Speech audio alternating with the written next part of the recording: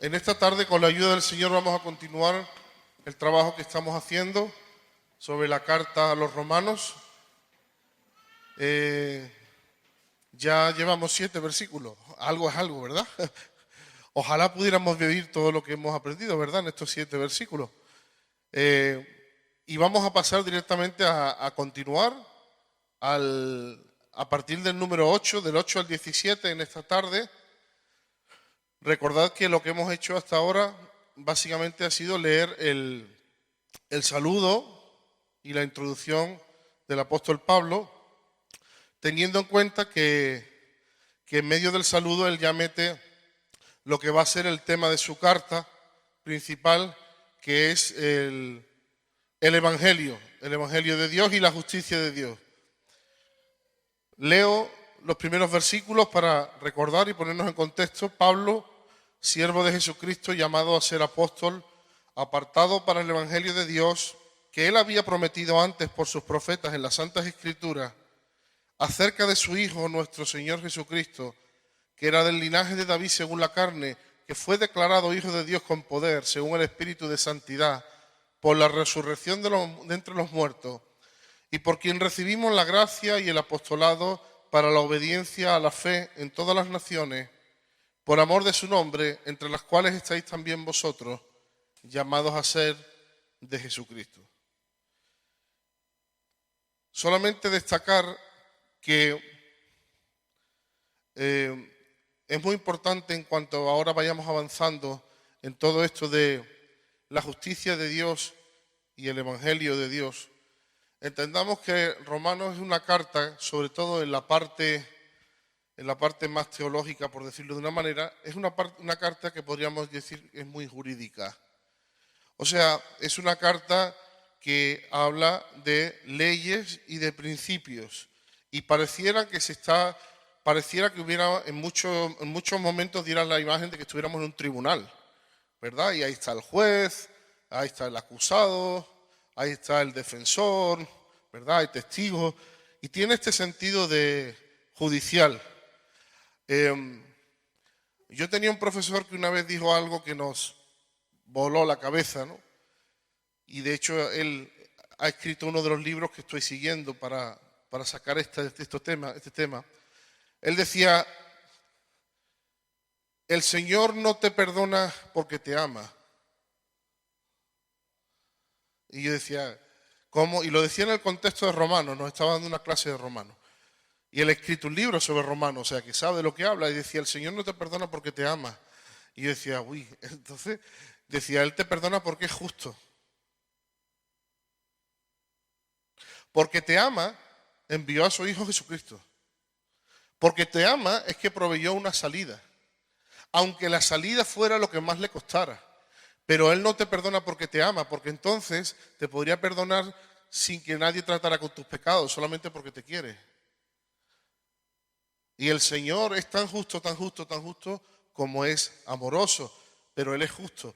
Entonces, porque Él es justo, te manda al infierno, porque lo mereces. Pero porque Él es justo con la obra de Jesucristo, te lleva al cielo, aunque no lo mereces, por la misma justicia. Por lo tanto, cuando Él te salva, en un sentido, Él no te está haciendo un favor a ti. Él solamente está siendo justo con la cruz del Calvario. Solamente está siendo justo con la obra de su Hijo. Por eso, a veces nos cuesta entender que la persona que más merecería salvarse puede no salvarse, y la persona que menos merecería salvarse no se salva. ¿Por qué? Porque no es cuestión de mérito, es cuestión legal. Es cuestión legal. Fijémonos, vamos a empezar con el versículo 8. Pero veréis que esto que estoy hablando cobra sentido al transcurrir de los capítulos. Primeramente doy gracias a mi Dios mediante Jesucristo con respecto a todos vosotros, de que vuestra fe se divulga por todo el mundo. Porque testigo me es Dios, a quien sirvo en mi espíritu en el Evangelio de su Hijo, de que sin cesar hago mención de vosotros siempre en mis oraciones, rogando que de alguna manera tenga al fin, por la voluntad de Dios, un próspero viaje a vosotros, porque deseo veros, para comunicaros algún don espiritual, a fin de que seáis confirmados. Esto es para ser mutuamente confortados por la fe que nos es común a vosotros y a mí. Pero no quiero, hermanos, que ignoréis que muchas veces me he propuesto ir a vosotros, pero hasta ahora he sido estorbado, para tener también entre vosotros algún fruto, como entre los demás gentiles. A griegos y a no griegos, a sabios y a no sabios soy deudor. Así que en cuanto a mí, pronto estoy a anunciaros el Evangelio también a vosotros que estáis en Roma. Porque no me avergüenzo del Evangelio, porque es poder de Dios para salvación a todo aquel que cree. Al judío primeramente y también al griego. Porque en el Evangelio la justicia de Dios se revela por fe y para fe. Como está escrito, más el justo por la fe vivirá. Hasta aquí. Solamente deciros que este versículo 16 y 17, porque no me avergüenzo del Evangelio, porque es poder de Dios para salvación a todo aquel que cree, al judío primeramente y también al griego. Y luego el 17, porque en el Evangelio la justicia de Dios se revela por fe y para fe, como está escrito, más el justo por la fe vivirá.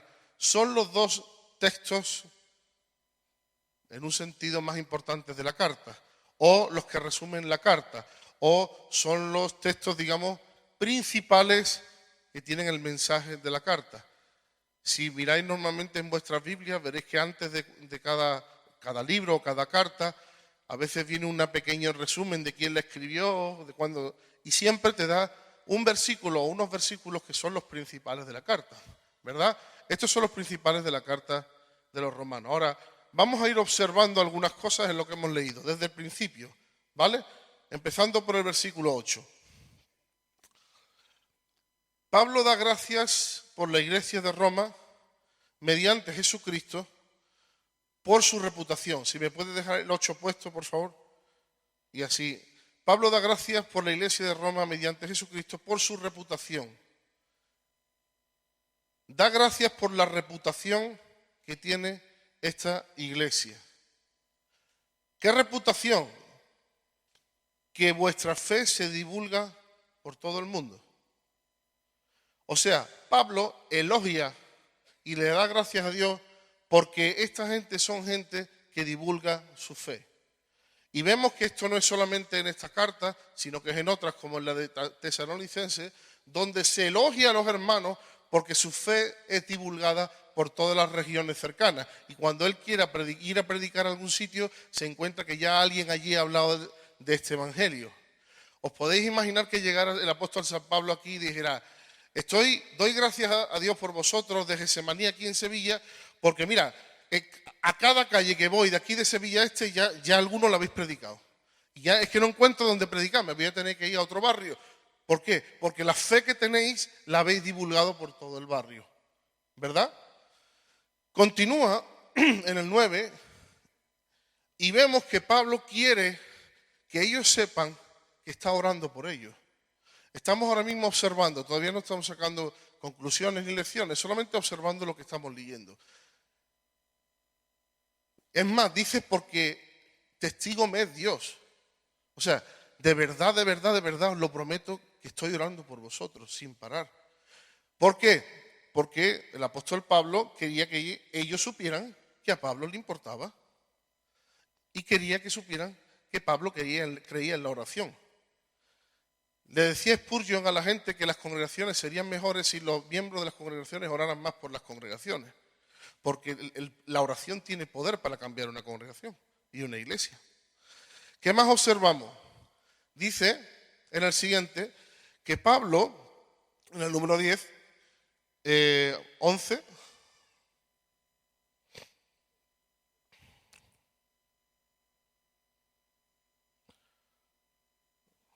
pasa al 11, al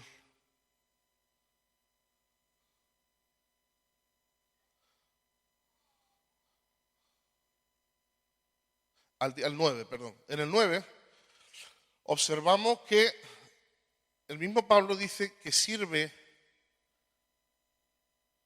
en mi espíritu, a quien sirvo en mi espíritu, en el evangelio de su Hijo.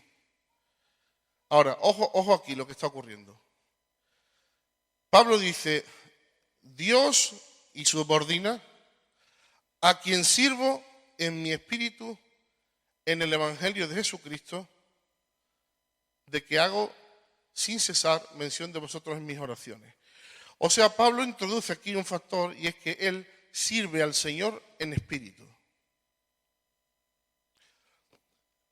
Tengamos en cuenta que parte de la pelea sobre la cual él está escribiendo a esta congregación era de gente que era pagana y gente que era judaizante, especialmente gente que era muy ritualista y que tenía ritos.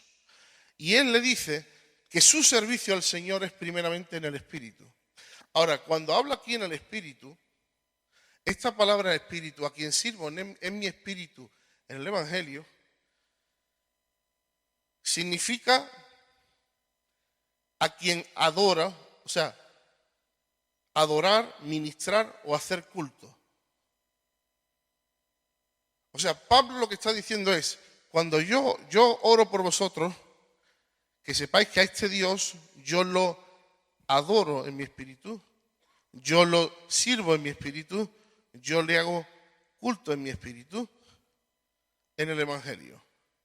Y por eso oro por vosotros. Sabemos que Pablo no era un espiritualista, era muy currante, era una persona que trabajaba, era una persona que andaba, era una persona que hacía viajes misioneros, es una persona que incluso se buscaba el pan. Pero Pablo está estableciendo aquí que su servicio al Señor, antes que nada, es un culto a Él. Es un servicio espiritual, es un tipo de adoración. Cuando nosotros servimos al Señor, hermanos, nuestro servicio es una forma de darle culto. Por eso deberíamos poner los ojos, más que en el servicio físico que estamos haciendo, en el tipo de culto al Señor que le estamos dando. De tal manera que ya lo que estamos haciendo físicamente, sea que sea muy glamuroso o sea que sea sencillo, no sea lo más importante. Porque cuando yo sirvo al Señor con una silla, yo lo estoy sirviendo en mi espíritu. Y yo le estoy dando culto a Él. Entonces Pablo nos enseña desde el principio que aunque él hace muchas cosas, su servicio es primeramente espiritual. Seguimos diciendo, además, posiblemente en contraposición con los rituales externos de la gente a la que dirigía estas palabras, donde todo tipo de servicio era externo, pero el corazón podía estar en otro sitio. Ahora, seguimos observando, Pablo quiere ir a visitarlos, si es la voluntad de Dios, pero no se le había dado la oportunidad. De hecho, dice más abajo que había sido estorbado. La palabra estorbado ahí es prohibido. En este texto en concreto no tiene tanto un sentido de que el enemigo no le había dejado, sino que no había encontrado él la puerta para ir o no había entendido que Dios todavía le había abierto la puerta para ir. Entonces él tiene el deseo de ir, pero quiere ir en la voluntad del Señor, lógicamente, y todavía no se ha dado ese momento, aunque más tarde sí dice que el enemigo se le ha opuesto. Entonces aquí encontramos dos realidades, la realidad de la voluntad del Señor y la voluntad y la realidad de la oposición del enemigo, ¿no? Ahora, Pablo dice que quiere ir porque quiere verlos para impartirles, ¿cierto? Porque deseo veros para comunicaros algún don espiritual a fin de que seáis confirmados. Él va para comunicar, para entregar, para ministrar, para dar. Así sin sacar conclusiones. El apóstol va a la iglesia para dar, no va para recibir. ¿Vale? Ese es el corazón del verdadero apóstol. Darse a la iglesia,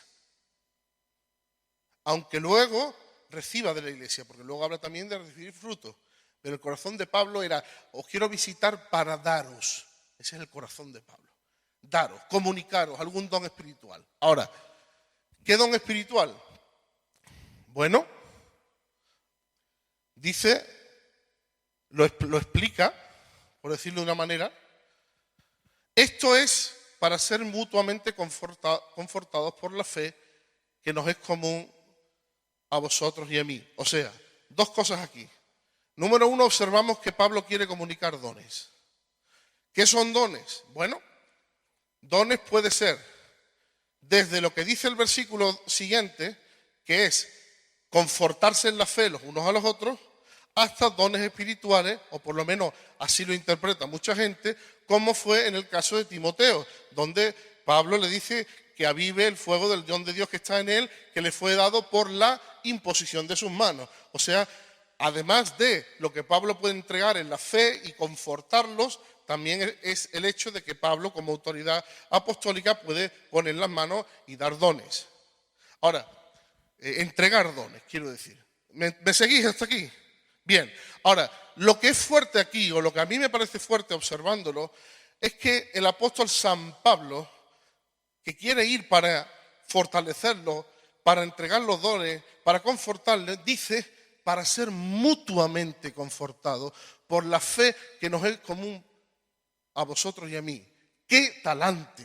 ¡Qué humildad! Yo voy para bendeciros, pero yo voy para que ustedes me bendigáis a mí también. Yo voy para compartiros cosas, pero también necesito que ustedes me compartáis a mí. ¡Qué talante! Qué diferente eso de un sentido arrogante, ¿verdad?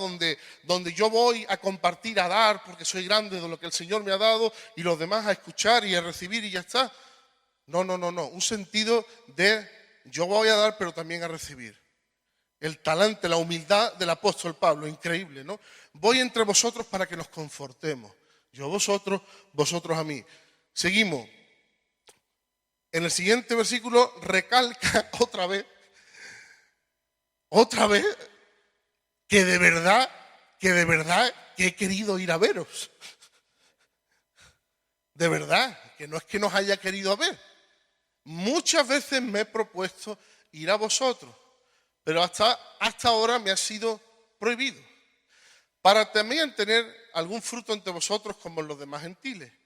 Bueno, hay fruto, en el contexto está hablando de la mutua edificación, aunque también tiene todo el sentido tener un fruto de bendición y económico, como él mismo enseña en otras cartas. Pero en el siguiente versículo automáticamente dice, pero yo soy deudor de todo el mundo. Otra vez vuelve a esa posición de decir, yo soy el que voy a darme a todo el mundo, soy deudor de todo. Seguimos adelante, siguiente versículo. Así que en cuanto a mí, pronto estoy a anunciar el Evangelio también a vosotros que estáis en Roma. Quiero anunciaros este Evangelio. Ahora, ¿por qué este Evangelio? ¿Por qué Pablo está tan intencionado en que sepan de este Evangelio? Casi no empieza la carta y ya empieza a hablar del Evangelio. Y ahora le está diciendo que de verdad que estoy deseando ir a veros para hablaros de este Evangelio. ¿Por qué este Evangelio? Bueno, por una razón muy sencilla. Sigamos adelante. Siguiente. Porque Pablo estaba totalmente convencido de que ese Evangelio era poder de Dios. Pablo estaba convencido de que lo que ellos necesitaban era el Evangelio. Los hermanos cristianos en Roma, Pablo quiere ir a verlos para hablarles del Evangelio. ¿Por qué? Porque es poder de Dios. Claro, ellos ya eran hermanos. Primero había que anunciarle el Evangelio a los que no eran cristianos, pero ahí está hablando de una congregación. Claro, ya conocían el Evangelio porque de hecho eran conversos. Sí, pero Pablo quería que crecieran en su conocimiento y en la revelación de lo que era el Evangelio de Dios. Porque yo no me avergüenzo del Evangelio porque es poder de Dios para salvación a todo el que cree, al judío primeramente y también al griego. Ahora, Pablo no se avergüenza de ese Evangelio. Aunque estuviera hablándole a Roma, que era una ciudad muy sofisticada en aquellos tiempos, donde mucha gente podía tomar ofensa de que un evangelio basado en un señor que murió en una cruz allí en la provincia de Palestina pudiera parecer un evangelio, no era un evangelio de un conquistador, no era un evangelio de alguien que había conquistado medio mundo, de un guerrero en la gran Roma, donde estaba el César. Pero Pablo no se avergüenza. Pablo no se avergüenza. Pablo no se avergüenza porque Pablo sabe el poder que hay en el Evangelio. Y entonces él dice, yo no me avergüenzo de mi Evangelio, yo no me avergüenzo de hablar de Cristo, Cristo crucificado y Cristo resucitado. Yo no me avergüenzo. En ocasiones pasa eso, ¿verdad? Que dice, voy a hablar yo en el siglo XXI y... No, yo no me avergüenzo. ¿De qué vas a hablar? Ah, tú vas a hablar de... No, yo voy a hablar de algo, pero obviamente no es lo que tú piensas. Porque no es lo que tú piensas. Ahí hay poder, ahí hay salvación, ahí hay un rey. Y Pablo no se avergüenza, ni siquiera en el contexto de Roma. No en un pueblo por ahí en Asia Menor, no, en Roma. Pablo no se avergüenza del Evangelio de Cristo. Y Pablo les quiere hablar del poder del Evangelio. El Evangelio es poder para salvación, por lo menos es lo que observamos en este versículo. Lo que tiene poder para salvar es el Evangelio, por lo tanto. El Evangelio son buenas noticias, pero es mucho más que información.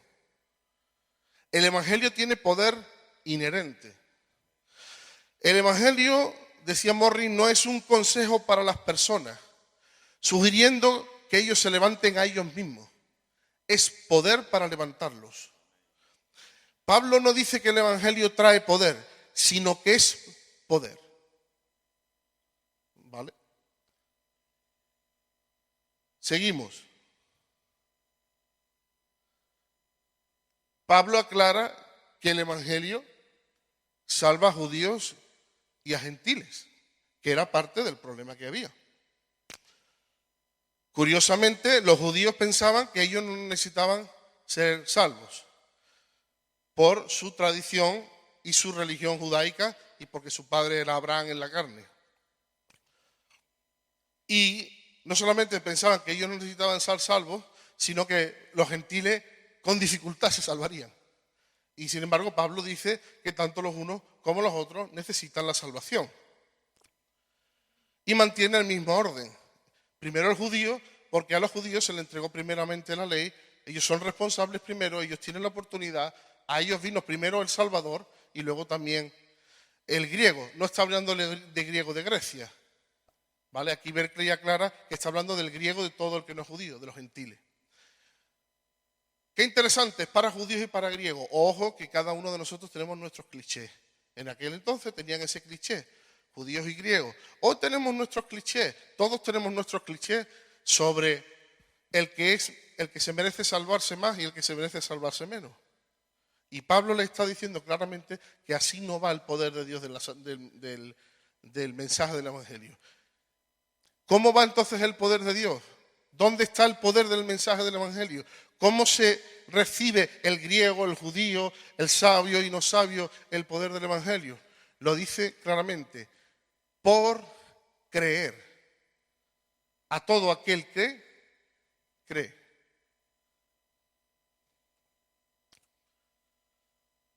En el Evangelio se trata el asunto principal que hay que solventar. El asunto de la justicia de Dios. Y es por la fe que se vive.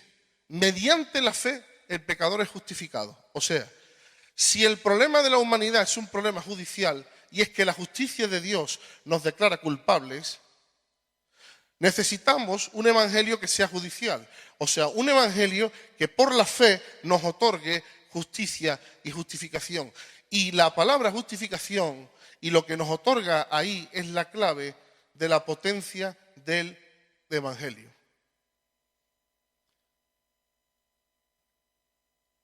Voy a leer este comentario. Berkeley explica el significado de esta antigua palabra griega, dikaio, la cual significa yo justifico.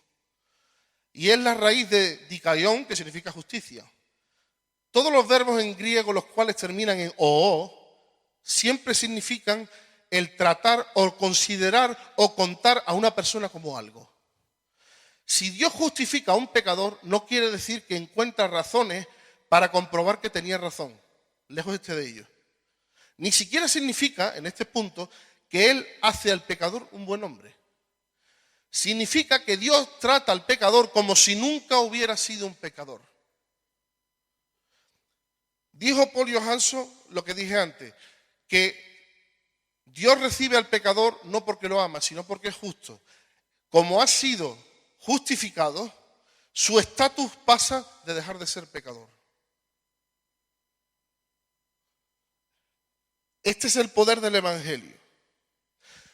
El poder del Evangelio coloca a una persona que es pecadora, que se arrepiente profundamente y responde a la fe que recibe del Señor y tiene fe en Jesucristo, lo pone en una situación en que por medio de la obra que Cristo hizo sustitutiva, esa persona es declarada eternamente y es declarada por Dios justificada. En ese momento, esa persona legalmente es como si nunca hubiera pecado. Eso significa que si no pecara, que pecará. Porque así somos. Y por eso también está escrito Romanos 7 y Romanos 8. Pero si no pecara, esa persona delante de Dios es limpita como Cristo.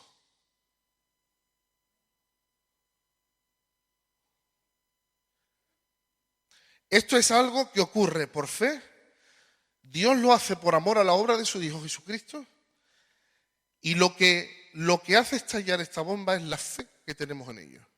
Porque cuando nosotros ponemos fe en que Jesús es tan bueno que se puso en nuestro lugar y pagó nuestro pecado, y el Padre es tan justo que no va a ignorar esa obra sustitutiva y nos otorga esa justificación, significa que nuestro estado nuevo viene a ser sin pecado. No hay registro de pecado. Nosotros aquí sí lo recordamos. El de al lado lo recuerda. El enemigo lo recuerda. Lo importante es que nosotros sepamos lo que ha pasado o no ha pasado. Porque si nosotros tenemos fe y entendemos que ha pasado eso, número uno, no querremos pecar más. Una persona que entiende la gracia de Dios no corre hacia el pecado, huye del pecado. Y busca la fortaleza y el poder del Espíritu Santo para no mancharse. Y si se mancha, rápidamente busca el perdón. Pero es que además entenderemos que nuestra dignidad y nuestra forma de vivir, nuestra comunicación con nuestro papá, nuestro tratamiento con nuestro querido Jesús, la comunión personal diaria con el Espíritu Santo, el trato con nuestro pasado y con nuestras heridas, y el trato con el enemigo, que es el acusador de los hermanos, cambia totalmente, porque somos justificados. Y estamos vestidos de Cristo, de la justicia de Cristo. Y eso cambia, porque yo me acerco a un papá, no a un juez que está deseando, me acerco a un padre. Yo al enemigo, mientras que mi pecado lo mantenga en arrepentimiento, le puedo decir, tú no tienes parte y suerte aquí en mi vida, ni en mi casa. Suelta mi casa ahora mismo, en el nombre de Cristo. Si hay pecado, hay puertas abiertas, hay que tratarlo. Si no hay pecado, tú puedes decirle, no tienes lugar aquí, no lo intentes usurpar. Y en la iglesia y en mi vida no te pertenece. Mi vida no te pertenece, mi vida no te pertenece, mi vida no te pertenece, pertenece a Cristo. Caigo, me levanto, vuelve a pertenecer otra vez a Cristo. Señor, aplica otra vez tu justicia sobre mí. Mírame otra vez a través de Jesús. Y esto cambia nuestra perspectiva, nuestra forma de vivir, ¿verdad? También esto nos ayuda a librarnos de la arrogancia. Como decía Pablo, yo soy lo que soy por la gracia de Dios. Hermanos, usted y yo somos los que somos porque Dios nos ha declarado justos. Porque Cristo hizo. No por lo que ayunamos, no por lo que oramos. Y todo eso lo hacemos como un resultado de vivir en esta tierra y querer estar en comunión con nuestro Padre, más el hecho de que tenemos oposición, pues tenemos que estar aquí batallando, pero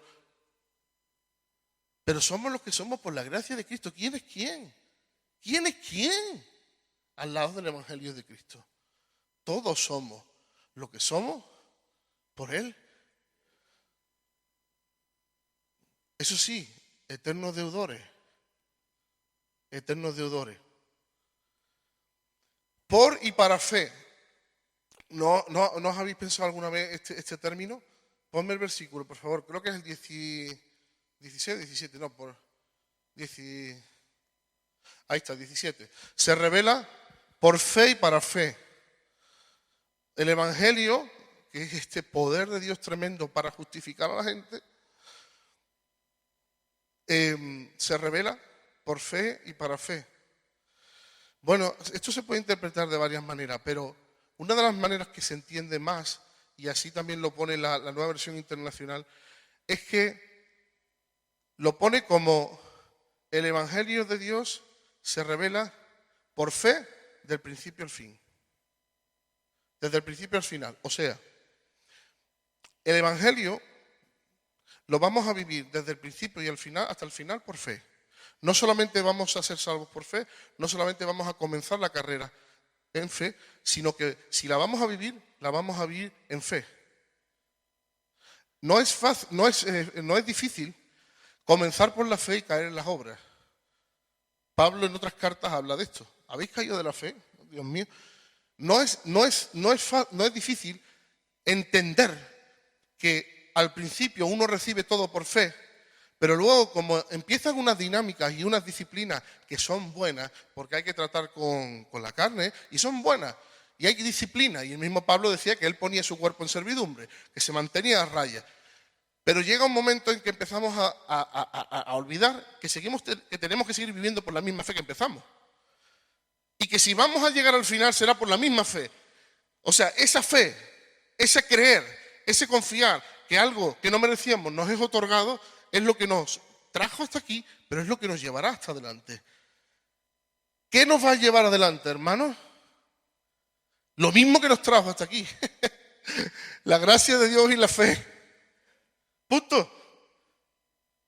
Se supone que cada vez debemos ser más maduros. Pero mira, el último paso que des en tu vida antes de la eternidad todavía será por fe en el Evangelio. El justo por la fe vivirá. Por la misma fe que fuiste salvo, es la misma fe que llegues mañana a tu casa y digas, porque sigo creyendo en el mismo Cristo es que voy adelante. Porque sigo creyendo en un Cristo que perdona es que me arrepiento por haber pecado. Porque sigo creyendo en un Cristo que ama es porque voy a amar, aunque no lo merezcan. Porque sigo creyendo en un Cristo que me lleva adelante y que me sacó del pecado, que me sacó de la muerte y que tiene poder, es porque voy a creer en un Cristo que me va a sacar adelante de este problema familiar, matrimonial, eclesial, esto, lo que sea, porque porque es la misma fe la que me trajo, la que me lleva. No podemos dejar de vivir, porque en el momento que dejamos de vivir por la fe, el poder del Evangelio en nuestras vidas mengua, se desvirtúa la cosa. Él no dijo, es de fe a obras, dice Poole, ni de obras a fe, sino que dijo de fe a fe, desde la fe hasta la fe. Me gusta mucho cómo lo pone Harrison. Quizá lo que comunica es la necesidad de promulgar un recordatorio al creyente de que una fe justificadora es solo el principio de una vida cristiana. La misma actitud debe gobernarlo en su experiencia continua como hijo de Dios.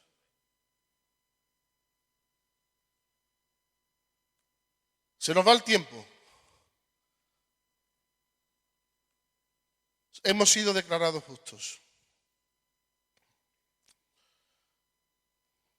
Hemos sido declarados justos. Vivimos por la fe. Nuestro servicio al Señor es culto a Él. Es espiritual. Es en fe.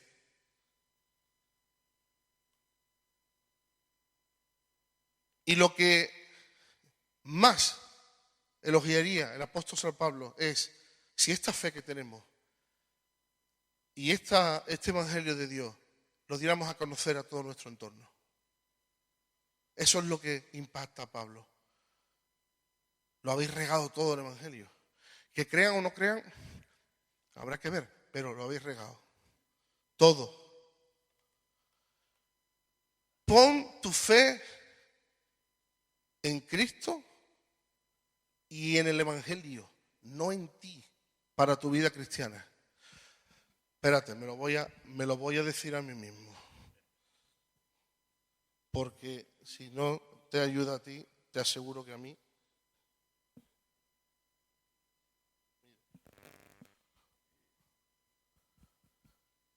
Pon tu fe en Cristo y en el Evangelio y no en ti para vivir tu vida cristiana.